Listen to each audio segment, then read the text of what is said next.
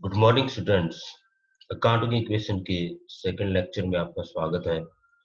और इस लेक्चर में हम अकाउंटिंग इक्वेशन का एक प्रैक्टिकल क्वेश्चन हम करेंगे और पूरे चैप्टर में केवल एक सिंगल ही क्वेश्चन है। इस सिंगल क्वेश्चन को करने से आपके सारे के सारे क्वेश्चन सॉल्व हो जाएंगे। तो जितना हो सके इस क्वेश्चन को आप बार बार देखें। इस वीडियो को आप 2-4 बार सुने।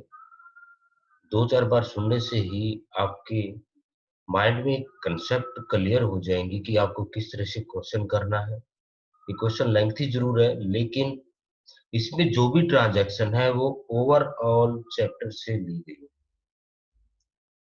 मतलब जितनी भी ट्रांजैक्शन है वो सारे की सारी इसमें इंक्लूड कर दी गई है।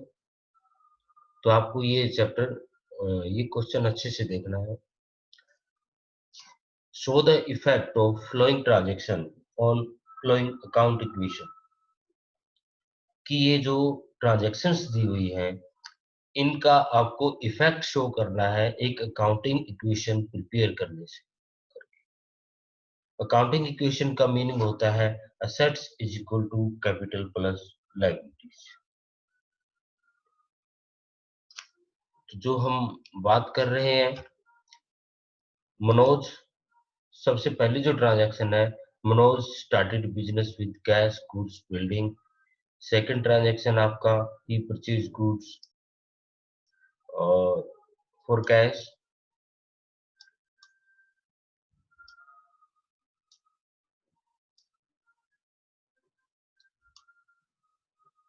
थर्ड है he sold goods costing 20,000 for 35,000। Fourth है he purchased goods from Rahul, उसने राहुल से गुड्स परचेज की है। फिफ्थ है he sold goods to Varun costing 52,000 for rupees 60,000। Six, he paid cash to Rahul in full settlement, salary paid by him, received cash from Varun in full settlement, rent outstanding, prepaid insurance, commission received by Manoj, amount withdrawn for personal use by him, depreciation charge on building, fresh capital invested, purchase goods from Rakhi, interest on capital is charged at the rate 10% per annum, interest on drawing is charged। ये 17 transactions हैं। इन transactions को हमें accounting equation में convert करना है। Mean ये show करना है कि कोई भी ट्रांजेक्शन होती है उसका बिजनेस पे क्या इफेक्ट पड़ेगा। तो सबसे पहले हमने क्वेश्चन को पढ़ा। इसमें जो जो आपको अकाउंट नजर आ रहे हैं आप उनको अंडरलाइन कर लीजिएगा। यदि आपके पास बुक है तो उसमें उन अकाउंट के नीचे आप अंडरलाइन करें। जैसे इसमें अकाउंट बनेगा आपका cash goods building, there are 3 accounts. उसके बाद परचेज गुड्स, गुड्स का कोई अकाउंट नहीं होता, उसके लिए हम स्टॉक का अकाउंट भी मेंटेन करते हैं। तो हम गुड्स की जगह स्टॉक लिख सकते हैं, ये स्टॉक का हो जाएगा। कैश, फिर यहाँ गुड्स का है, एक बार आ गया पहले, कैश का भी आ गया। He purchase goods from Rahul, यहाँ राहुल को अंडरलाइन करेंगे। उसके बाद Varun, salary, rent, outstanding, complete लिखेंगे outstanding rent, prepaid insurance, commission received by Manoj, amount withdrawn for personal use by him, इसको बोलते हैं ड्राइंग। क्या बोलेंगे इसको? Drawing. Depreciation charge on building, building का अकाउंट हम मेंशन कर चुके हैं, कैपिटल का मेंशन कर चुके हैं। ये कुछ एक अकाउंट है जो हमने नोट कर लिया। अब अकाउंटिंग इक्वेशन का फॉर्मेट कैसे करना है वो आप देखिए।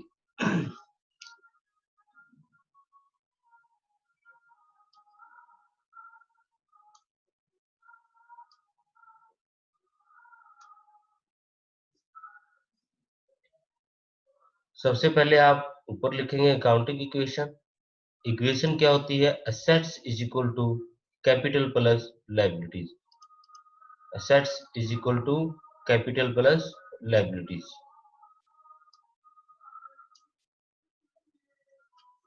हमने क्या क्या उसमें मेंशन किया था वो मैं आपको बता देता हूँ। असेट्स में क्या क्या आ जाएगा आपका, cash, stock, building, debtors, prepaid expenses, creditors, outstanding expenses और कैपिटल। लेफ्ट हैंड साइड पे आपकी सारी की सारी असेट्स शो की गई हैं। राइट हैंड साइड पर आपकी कैपिटल और लायबिलिटीज शो की गई। लायबिलिटीज के अंडर अंडर दो ही कॉलम है, क्रेडिटर और outstanding expenses according to this question. सबसे पहली ट्रांजैक्शन आपकी है, Manoj started business with cash, goods and building. Manoj ने बिजनेस स्टार्ट किया है, cash 2,30,000, goods 10 lakh, 1 lakh, building 2 lakh. Whatever invested in the business, that is called capital. जो कुछ बिजनेस में इन्वेस्ट किया जाएगा उसको आप कैपिटल कहेंगे। तो सबसे पहले इसने बिजनेस में जो कुछ इन्वेस्ट किया है, बिजनेस में क्या लेके आया, वो कैश लेके आया 2,30,000, कैश में ऐड करेंगे आप 2,30,000। स्टॉक लेके आता है मतलब गुड्स लेके आया, उसकी जगह 1 लाख रुपीज ऐड कर देंगे। गुड्स का कोई अकाउंट नहीं होता, उसकी जगह हम मेंटेन रखेंगे स्टॉक अकाउंट। ध्यान रखना पूरी अकाउंटेंसी में कहीं भी गुड्स का नाम नहीं लिखना है। गुड्स के लिए अकाउंट बनाया जाएगा स्टॉक अकाउंट या फिर cell purchase, cell return, purchase return, ये अकाउंट। लेकिन गुड्स नाम से कोई भी अकाउंट आपको नहीं बनाना। उसके बाद है बिल्डिंग। स्टॉक था उसने 1 लाख रुपीज इसमें ऐड कर दो, बिल्डिंग आपका 2 लाख रुपीज। डेटर,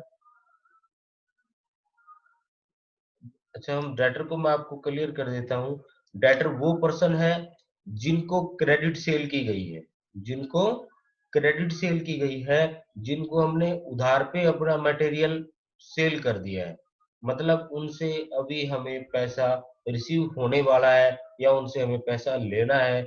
जिनसे पैसा लेना है वो कहलाएंगे हमारे डेटर्स। प्रीपेड एक्सपेंसेस, परी मीन पहले, पेड मीन पे करना, एक्सपेंसेस जिन एक्सपेंसेस की पेमेंट एडवांस में कर दी गई है वो कहलाएंगे आपके प्रीपेड एक्सपेंसेस। उसके बाद क्रेडिटर, क्रेडिटर भी जिन पर्सन से हमने उधार पे मटेरियल परचेज किया है, we have purchase goods on credit basis, जिनसे हमने क्रेडिट पे मटेरियल परचेज किया उन लोगों को हमें पे करना पड़ेगा, वो कहलाएंगे हमारे creditors.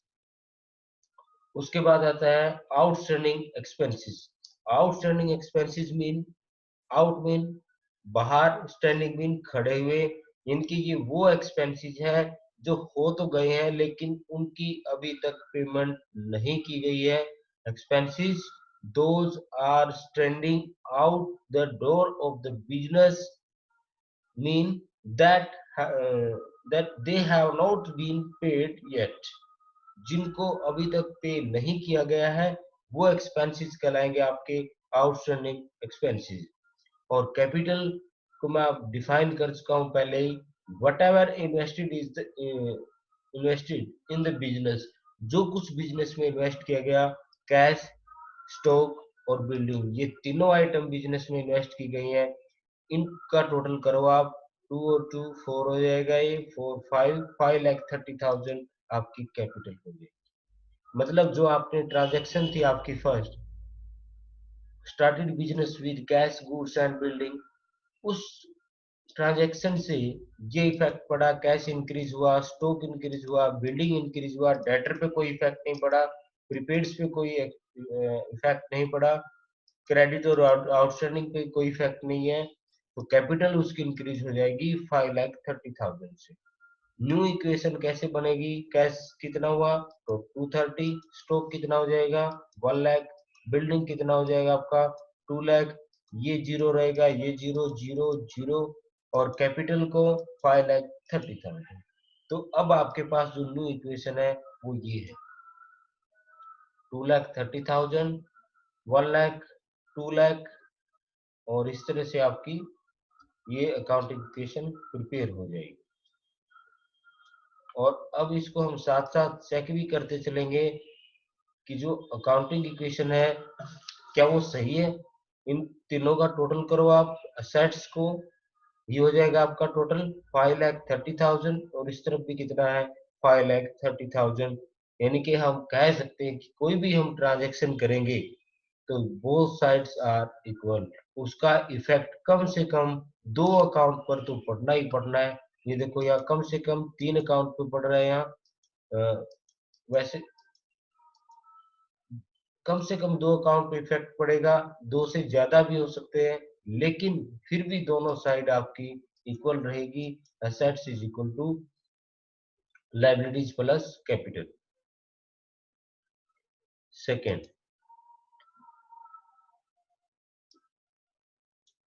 He purchase goods for cash, उसने कैश में गुड्स परचेज किए, मतलब उसके पास जो कैश रखा हुआ है उस कैश में से उसने गुड्स परचेज की। यहाँ इस पर्टिकुलर कॉलम के अंडर लिखेंगे हम परचेज गुड्स फॉर कैश। जो आपके पास कैश था 2,30,000, उसमें से 50,000 रुपीज आपका कैश कम हो जाएगा। जो गुड्स वाला अकाउंट है उसमें 50,000 रुपीज की आपकी गुड्स ऐड हो जाएंगी। बाकी कहीं भी कोई भी इफेक्ट नहीं पड़ेगा, वो सारा सेम रहेगा। तो न्यू इक्वेशन कैसे बनेगी, 230 से 50,000 माइनस करें 180,000 और 1 लाख में 50,000 ऐड कर दे, ये हो जाएगा आपका टोटल 1,50,000। और ये 2 लाख में ऐड करेंगे, ये एज इट इज रहेगा, कैपिटल पे कोई इफेक्ट नहीं, वही जीरो। यहाँ से क्लियर पता लग रहा है माइनस के 50,000 प्लस के 50,000 जीरो। तो न्यू इक्वेशन जो होगी आपकी उसका टोटल अब भी इक्वल होगा 180 plus 150 that is equal to 3,30,000। Add करो उसमें 2 lakh, that will be equal to 5,30,000। Next आपका ही sold goods costing rupees 20,000 for 35,000, कि उसने गुड्स सेल की है 20,000 रुपीज की गुड्स है और कितने में सेल किया उसको 35,000। सबसे पहली जो पॉइंट है वो ये है कि यहाँ क्या होगा, प्रॉफिट होगा कि 20,000 रुपीज की गुड्स को 35 में हम सेल कर रहे हैं। तो इसका मतलब ये हुआ कि प्रॉफिट कितना हुआ 15,000 रुपीज का तो प्रॉफिट है। प्रॉफिट जो होगा वो हमारी कैपिटल को इंक्रीज करता है। प्रॉफिट क्या करता है, हमारी कैपिटल को इंक्रीज करते हैं।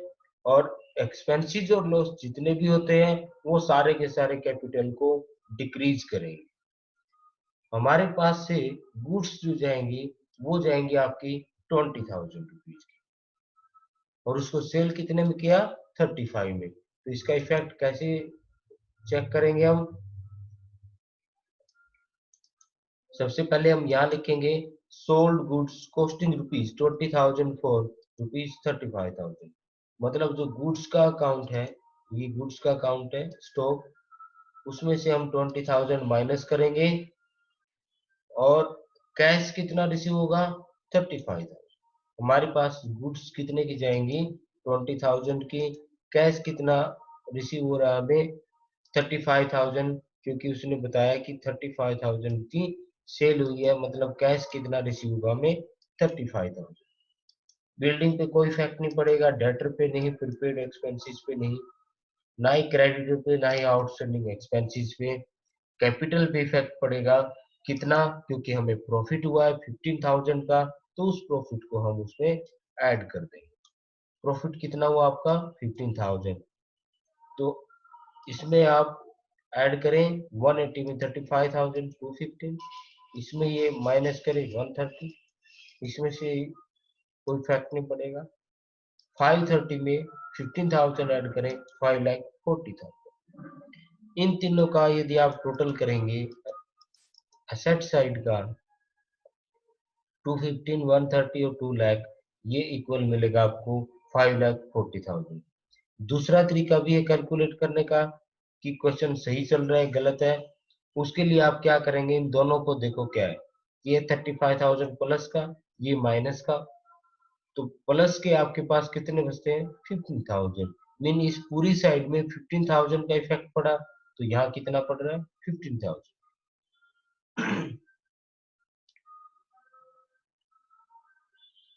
उसके बाद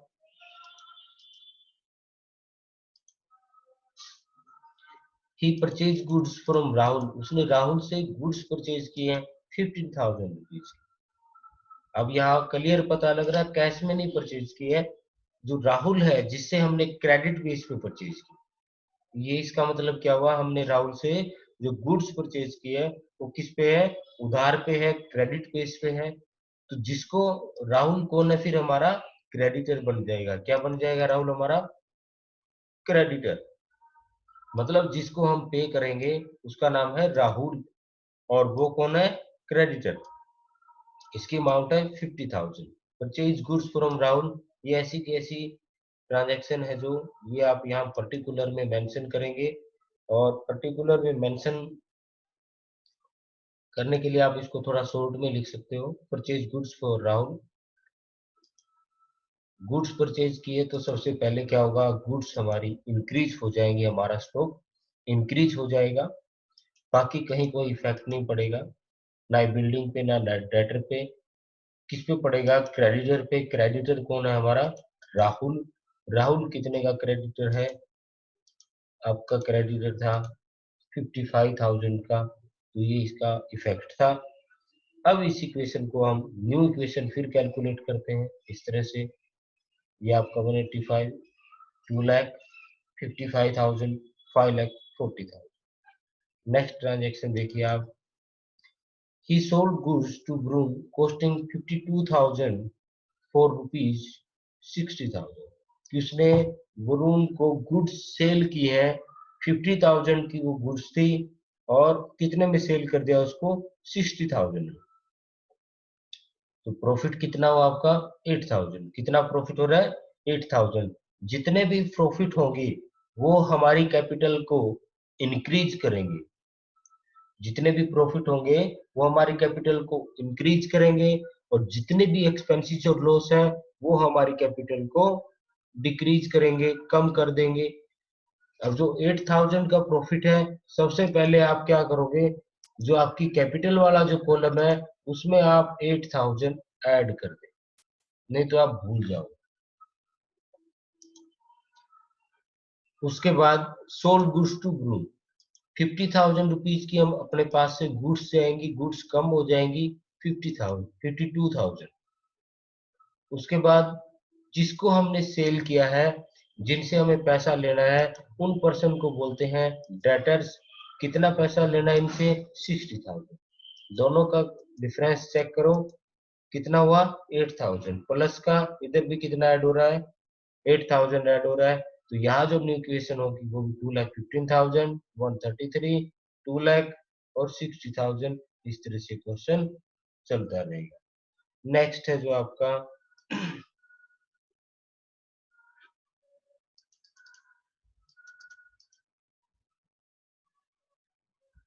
he paid cash to Rahul in full settlement 53,000।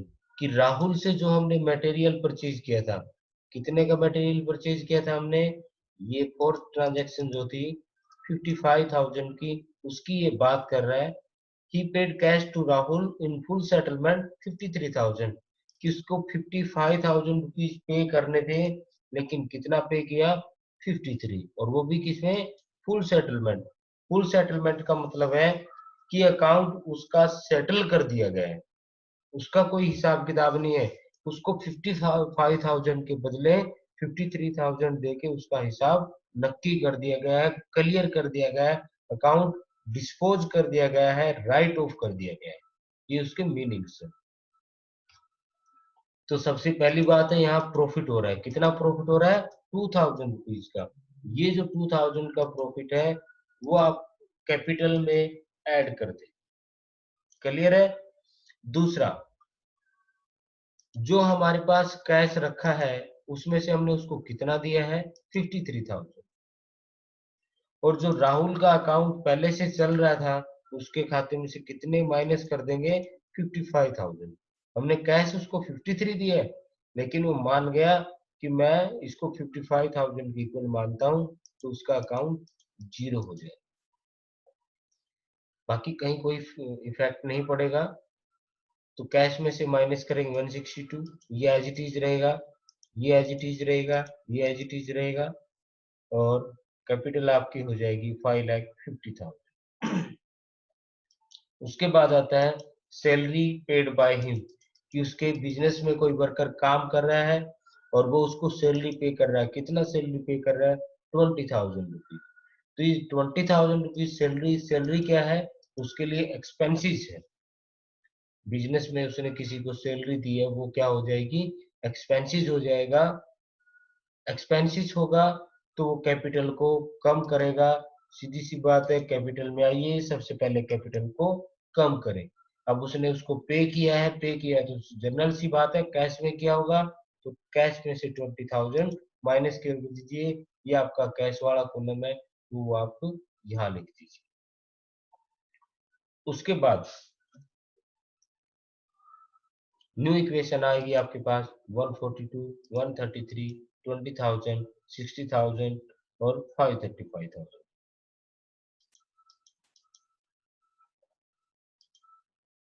Received cash from Varun in full settlement 59,000, कि जो वरुण है उससे कैश रिसीव हुआ है, और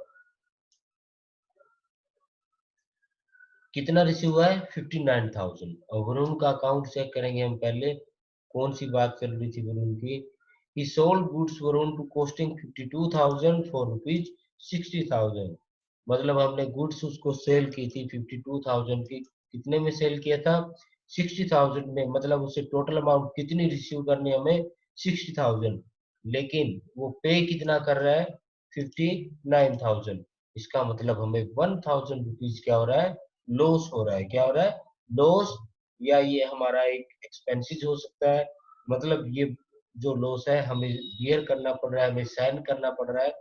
तो ये लॉस 1,000 हम कैपिटल में से माइनस कर देंगे। ये मैंने माइनस कर दिया सबसे पहले। दूसरी बात, हमारे पास जो कैश का कॉलम था उसमें से हम 59,000 minus, sorry 1 minute, 1 minute. Received cash from Varun in full settlement, कि वरुण से कैश रिसीव हुआ है। रिसीव हुआ है तो कितना उससे हमें रिसीव होना था? 60,000। 60,000 रिसीव होना है, लेकिन कितना हुआ? 59,000। 59,000 रिसीव हुआ तो हम कैश वाले कॉलम में डाल देंगे 59,000। 1,000 का जो लॉस है वो यहाँ से माइनस कर देंगे। उसका अकाउंट जो है वो राइट ऑफ कर देंगे कितने से? 60,000 से। तो न्यू इक्वेशन आपके पास, इसको इसमें ऐड करने के बाद आ जाएगी 2,01,000, 133 एज इट इज। ये अकाउंट जीरो हो जाएगा, ये 534 इसमें से माइनस करने के बाद। उसके बाद आता है रेंट। रेंट आउटस्टैंडिंग 30,000, मीन कि जो हमारा बिजनेस है उसमें या तो हमने कोई शॉप रेंट पे ली हुई है, हमारे बिजनेस की बिल्डिंग रेंट पे है, वो रेंट हमने पे नहीं किया। आउटस्टैंडिंग का मतलब क्या है? आउट मीन बाहर, स्टैंडिंग मीन खड़ा हुआ, कि वो एक्सपेंसेस आज भी वैसे का वैसा ही है। जो 3,000 रुपीज है, वो 3,000 रुपीज हमने उसको पे नहीं किए, लेकिन वो एक्सपेंसेस हुआ है। तो ये जो एक्सपेंसेस है इसको हम रिकॉर्ड करेंगे। ये कंसेप्ट कौन सी कहती है? मैचिंग कॉन्सेप्ट भी ऐसा कहता है, एक्यूरल कॉन्सेप्ट भी ऐसा कहता है, कि जो एक्सपेंसेस एक बार हो गया तो हम उसको माने कि हुआ है, उसको हम रिकॉर्ड करेंगे, चाहे हमने उसको पे किया है या नहीं किया है, whether the expenses is paid और नॉट पेड। तो जो रेंट आउटस्टैंडिंग है वो एक्सपेंसेस तो हुआ है, क्लियर है ये चीज? तो एक्सपेंसेस हुआ है, तो सबसे पहले हम जितने भी एक्सपेंसेस होते हैं वो हमारी कैपिटल को कम करेंगे। तो कैपिटल को कम करेंगे तो हमने उसको कैपिटल में से कम कर दिया। दूसरा, कि रेंट आउटस्टैंडिंग हमारे लिए क्या है? एक लायबिलिटीज मानी जाती है, क्योंकि ये हमें फ्यूचर में किसी भी टाइम पे करनी पड़ सकती है। तो आउटस्टैंडिंग एक्सपेंसेस का जो कॉलम हमने ऊपर बनाया था, उस कॉलम में हम ₹3000 ऐड कर देंगे और न्यू इक्वेशन आपकी जनरेट हो जाएगी। क्लियर? Next, prepaid insurance ₹2000।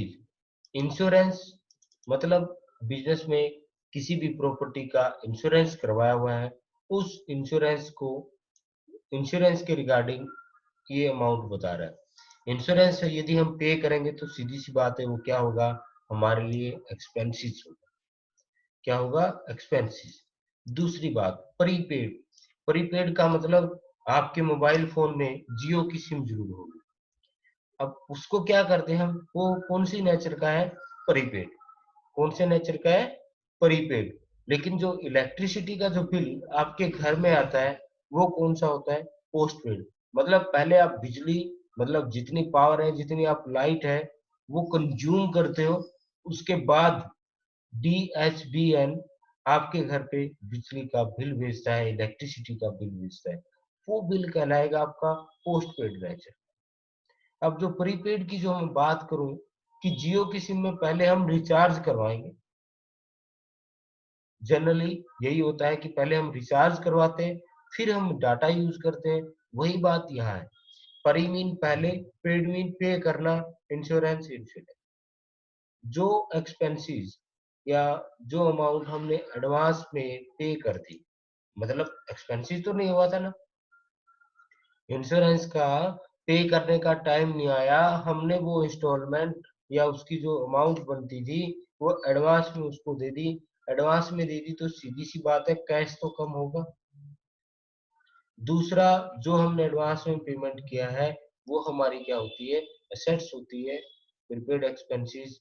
तो वो हम यहाँ लिख देंगे ₹2000 प्रीपेड एक्सपेंसेस के कॉलम में ऐड कर देंगे और यहाँ से न्यू इक्वेशन आपकी जनरेट हो जाएगी।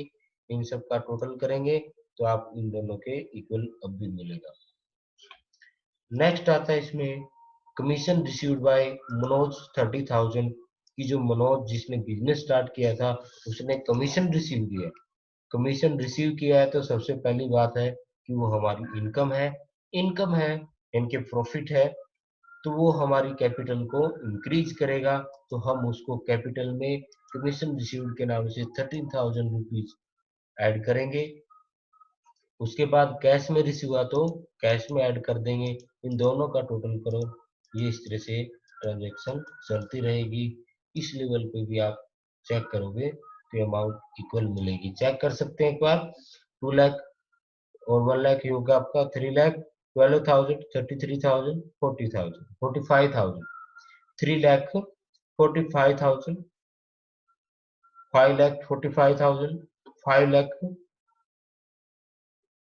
47,000 और इनका टोटल करेंगे 540 प्लस 3, 5 लाख 47,000 इक्वल है दोनों साइड। नेक्स्ट है amount withdrawn bye for personal use by him, कि जो कुछ भी बिजनेस में रखा है, यदि बिजनेसमैन उसको पर्सनल यूज के लिए विड्रॉल करता है, चाहे वो कैश है या गुड्स है या कोई और भी एसेट्स, किसी भी तरह की एसेट्स या प्रॉपर्टी है जिसको पर्सनल यूज के लिए यूज करता है, खुद के लिए पर्सनल यूज के लिए यूज कर रहा है, तो वो असेट्स, प्रॉपर्टी, कैश, गुड्स, जो भी आइटम होगी वो कहलाएगी उसकी ड्राइंग्स। क्या कहलाएगी? Drawings.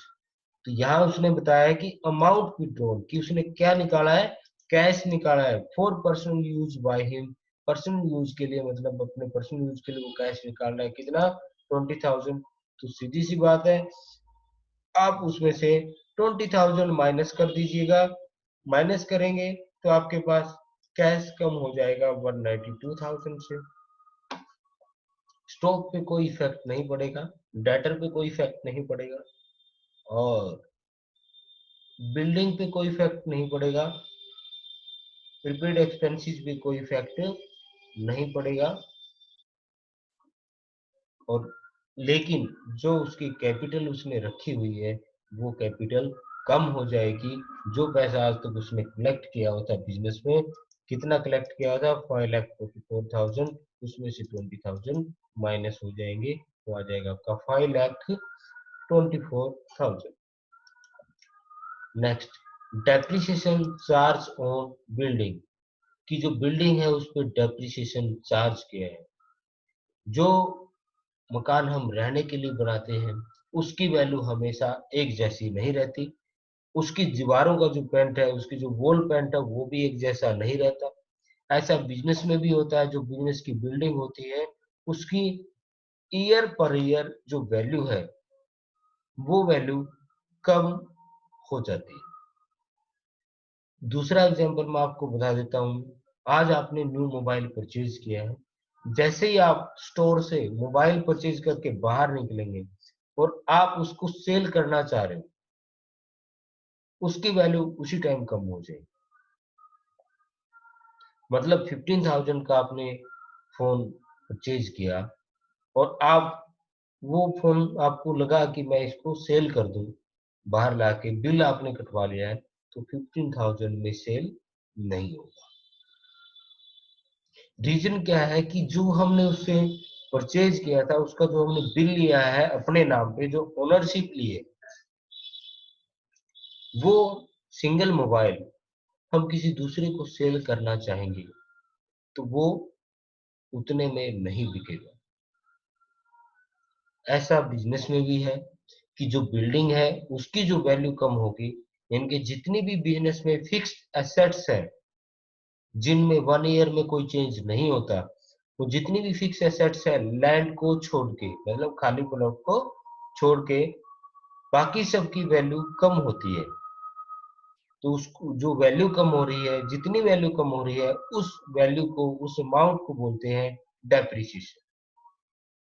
Mean depreciation is the decreased value according to time past। जितना टाइम बीता है उसके मुताबिक जितनी वैल्यू कम हुई उसको हम कहेंगे डेप्रिसिएशन। तो किसकी वैल्यू कम हो रही है? बिल्डिंग की वैल्यू कम हो रही है, कितनी? 10,000। तो सीधी इसको हम यहाँ करेंगे, बिल्डिंग का जो कॉलम है उसमें से 10,000 आप माइनस कर दीजिएगा। जैसे आप माइनस करेंगे वो आपके पास रिसीव हो जाएगा 1,90,000। दूसरा, डेप्रिसिएशन हमारे लिए बिजनेस के लिए एक्सपेंसिस होता है, एक्सपेंसिस है तो उसको कैपिटल में से माइनस कर देंगे। तो ये आपके पास न्यू इक्वेशन निकल के आ जाएगी। After that fresh capital invested, कि हमने कैपिटल इन्वेस्ट की है, वो कैपिटल कितना है? 50,000 की जो कैपिटल थी पहले, कैपिटल थी आपकी, ये वाला आपका कैपिटल का कॉलम है, उसको आपने इंक्रीज कर दिया कितने से? 50,000 आपने कैश और लगा दिया, तो इस तरफ आप कैश को इंक्रीज कर देंगे, इस तरफ आप कैपिटल को इंक्रीज कर। नेक्स्ट है परचेज गुड्स फ्रॉम राखी, राखी से गुड्स परचेज किए 6,000 की, तो गुड्स का जो कॉलम है उसमें आप 6,000 रुपीज ऐड कर देंगे।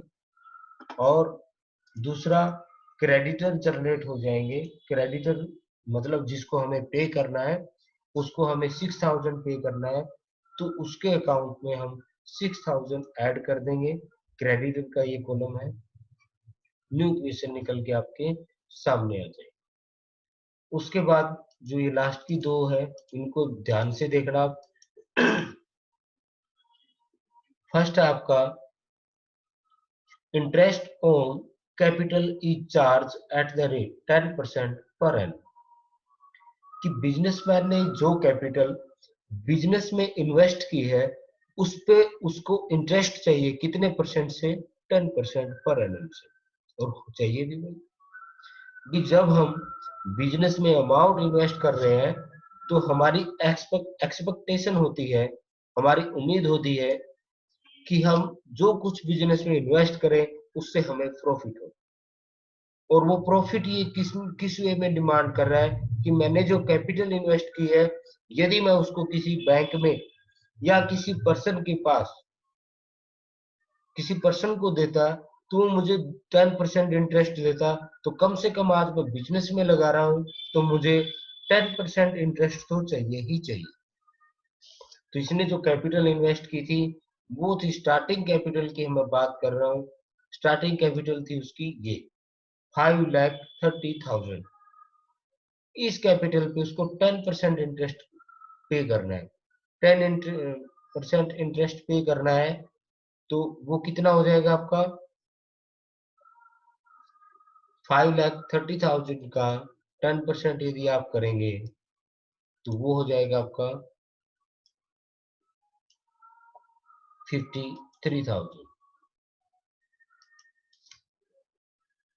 53,000 अब वो बिजनेस के लिए क्या है, एक्सपेंसेस, क्योंकि बिजनेस को पे करना है, ये एक्सपेंसेस बिजनेस को पे करना है, बिजनेस के लिए तो क्या हुआ एक्सपेंसेस, इसलिए बिजनेस की जो कैपिटल है उस कैपिटल में से हमने 53,000 इसको माइनस में लिख देंगे।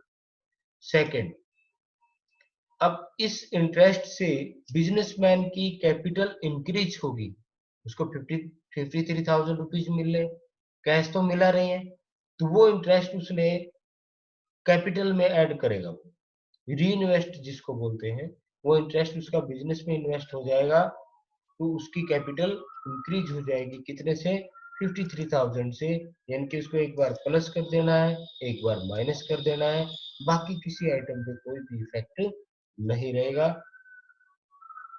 नेक्स्ट है interest on drawing is charge,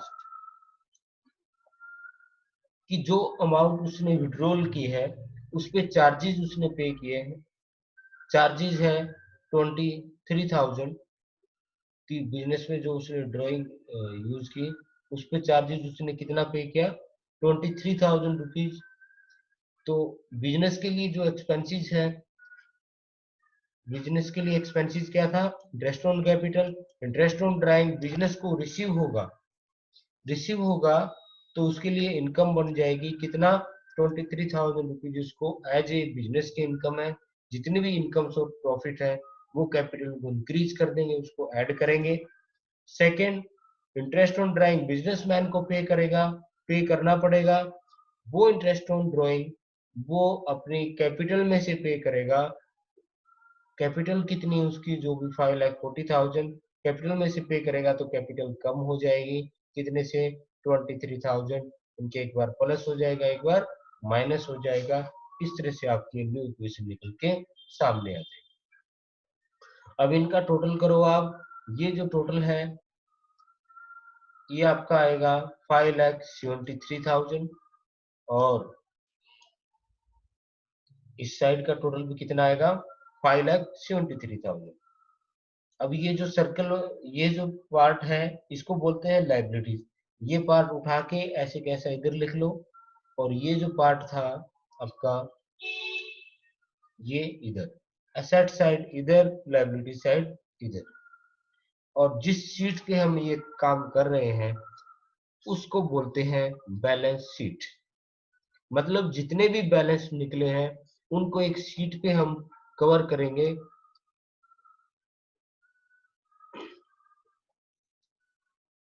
तो लाइबिलिटी साइड में सबसे पहले आइटम थी आपकी क्रेडिटर, क्रेडिटर का बैलेंस कितना है 6,000, तो वो यहाँ लिखेंगे क्रेडिटर 6,000।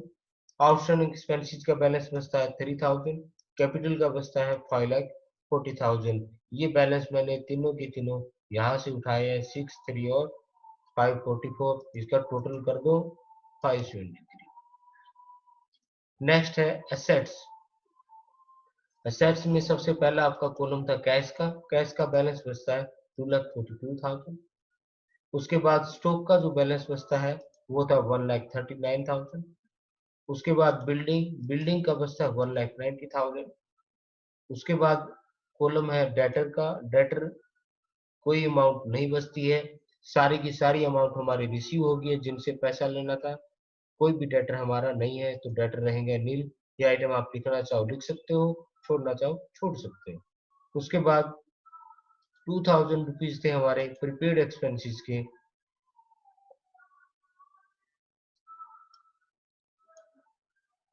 तो ये आ जाएगा आपका 2,000। तो इस तरह से आपका बैलेंस शीट का जो प्रोफार्मा है वो प्रिपेयर हो जाएगा, और आप ये इस तरह से चेक कर सकते हैं। लाइबिलिटीज अमाउंट के ऊपर लिखेंगे रुपीज, एसेट्स रुपीज, इसका टोटल करो 5,73,000। ठीक इसके बिल्कुल सामने ये लिखेंगे आप 5,73,000। ये ध्यान रहे, ये टोटल करके यहाँ नहीं लिखना है, वो बिल्कुल उसी वे में लिखना है जो दोनों को मतलब टैली हो जाए।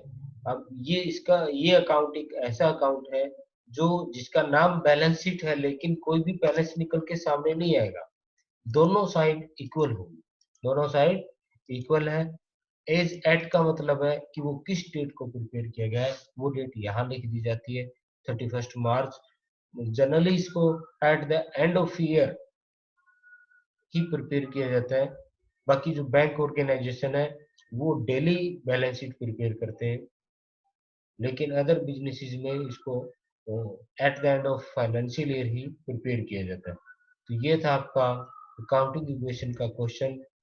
इस चैप्टर में फिर भी यदि किसी को कोई मान लो क्यूरीज रहती है तो मेरे से पूछ सकता है, लेकिन इस क्वेश्चन को आपको एक बार में समझना है, दोबारा बार बार आप ये वीडियो देखें, ठीक है। यूट्यूब पे इसका लिंक सेंड कर दिया जाएगा और आपको इसको अच्छे से देखना है।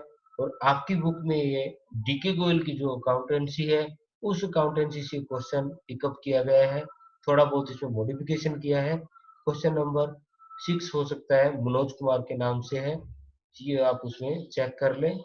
और इस तरह से आपका क्वेश्चन कंप्लीट हो जाएगा। और thank you and have a nice day. Next lecture में हम जर्नल एंट्री और क्लासिफिकेशन ऑफ अकाउंट के बारे में पढ़ेंगे।